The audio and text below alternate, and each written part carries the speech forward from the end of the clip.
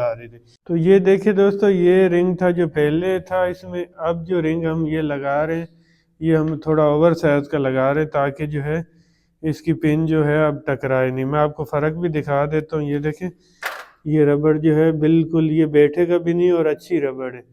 और ये देखें आप, ये रबड़ जो है ये देखें बिल्कुल इसके अंदर जान ही नहीं है।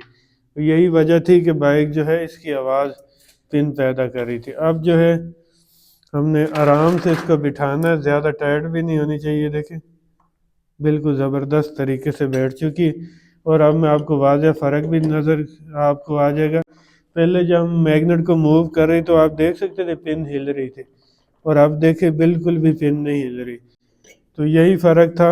अब जो है हम इसको फिट करते हैं और माशाल्लाह आपको फाइनल रिजल्ट भी दिखाते हैं।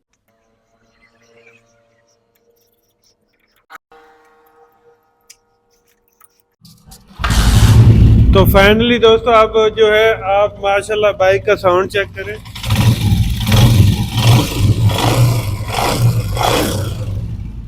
देख सकते हैं माशाल्लाह ज़बरदस्त साउंड हो चुका है। दोस्तों उम्मीद है ये छोटी सी वीडियो आपको पसंद आई होगी। वीडियो पसंद आए तो वीडियो को लाइक करें, दोस्तों के साथ शेयर करें ताकि वो भी इस तरह की इंफॉर्मेटिव वीडियो से फ़ायदा उठाएं। शुक्रिया।